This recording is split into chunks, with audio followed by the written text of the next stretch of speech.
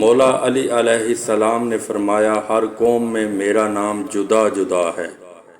عرب میں میرا نام علی ہے، انجیل میں ایلیا ہے اور توریت میں اوریا ہے، زبور میں شنتیہ ہے، ترک مجھ کو بلیہ کہتے ہیں اور طائف والے تحمید، اور اہل مکہ مجھ کو باب البلد کہتے ہیں، زنگی مجیلان اور ہندو کشن کشن کہتے ہیں۔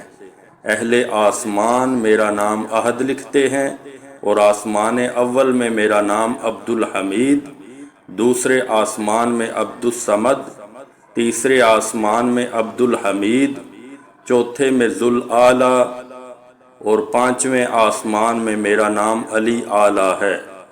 محمد صلی اللہ علیہ وآلہ وسلم نے مجھے ابو تراب کہا، میرے باپ نے مجھے ابو الحسن کہا، اور میری ماں نے میرا نام حیدر رکھا ہے۔